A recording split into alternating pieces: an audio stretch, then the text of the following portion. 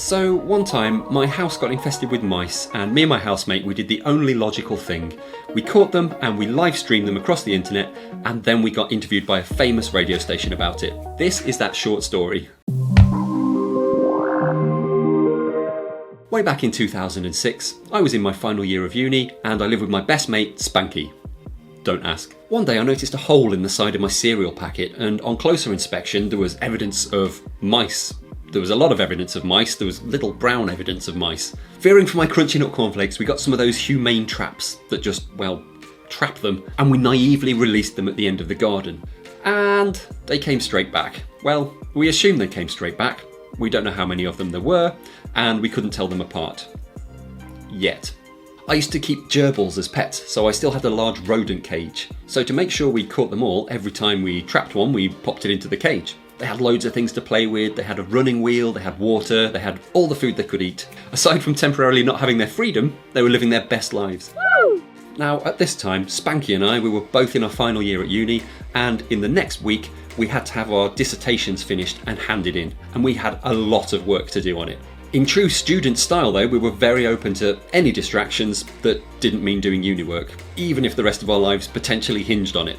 On this particular evening, we agreed to watch an episode of Top Gear and then crack on with our uni work. Dear viewer, that did not happen. We sat down in front of our computers with every intention of blasting out a few hours of quality work. Now, I can't remember whose idea it was, but within 10 minutes of discussion, we'd registered the internet name mouseparty.eu. I've long stopped paying for it, there's nothing there now, you could probably buy it if you wanted. So at the time, as well as going to uni, I'd been running my web development business and I'd been learning how to use Google AdSense, Google's advert system where you get paid for displaying other people's adverts on your website.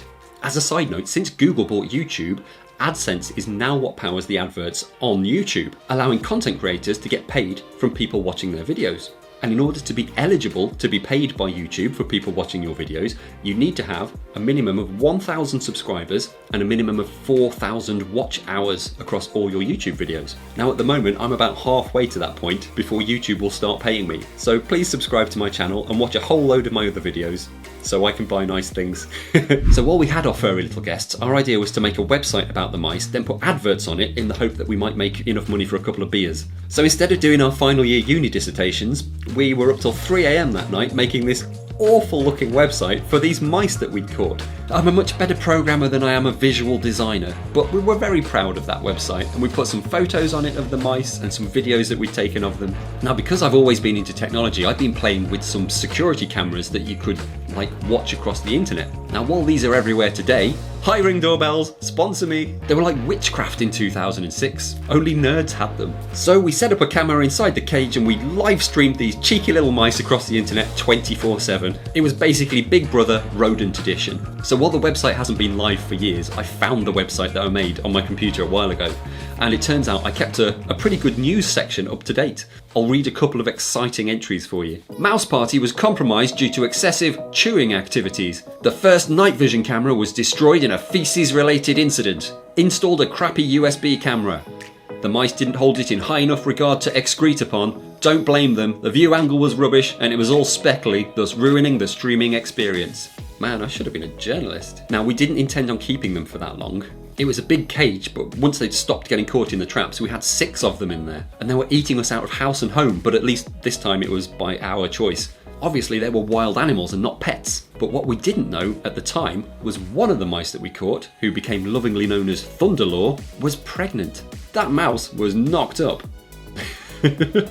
And she gave birth to 4 fresh pink baby mice, giving us a total of 10 furry visitors. Now obviously we wanted to release these mice back out into the wild ASAP, but with 4 brand new bite-sized baby mooses knocking around, we didn't just want to turf them out into the cold. We figured if we'd release them now, the mama wouldn't have a ready-made nest somewhere, and the babies wouldn't have stood much of a chance. So they ended up staying until the babies were running around and feeding themselves, which I think was another 3 or 4 weeks. So I want to just stress how well they were looked after. We even changed out the cage with fresh sawdust, and here's a photo of them from the archives in a bucket while we did that. So the day finally came when we were ready to release them. We coaxed them one by one into a smaller cage to transport them, took them up to the beautiful Cannock Chase nearby where we live, set the open cage on the ground and watched them cautiously crawl out and scurry away into the undergrowth. The final news article on mouseparty.eu read, "May they find happiness and successfully dodge the foxes or whatever eats them. Oh, I've just been told owls eat them." Well, that was the end of the live streaming. We put a selection of videos of them up on the website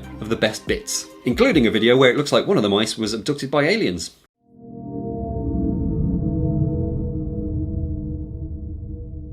So in the end, the adverts didn't make us much money, barely even a few pounds if I remember. But interestingly, AdSense was smart enough to look at your website and figure out what type of ads it should show. Unfortunately for us, instead of something like a pet shop, it showed adverts for pest control and removal services. Sometime later, Kerrang Radio, a popular rock radio station in the UK, was running a segment where they were asking people to phone in with times that they'd massively procrastinated when they should have been doing something important. Well, Mouse Party certainly fit the bill for that one, so I texted in and they called me back and I told them and their thousands of listeners how these mice lived with us for a few weeks as internet stars. So that's the story of how I got interviewed on the radio about the time we captured house mice and live streamed them across the internet. But a few years later, a famous BBC Kids TV presenter got into some trouble in the news, and at the suggestion of my business partner with young kids at the time, we made a website to support him. Now this website got so popular so fast that the actual producer of the kids TV show called me personally to thank us for our support on the very same afternoon of the day that I made the website. That's another video though, and it's a great story and a great case study for making a successful website. So please subscribe and click the bell icon so you don't miss it. So if you enjoyed this video, may I suggest that you watch this one next.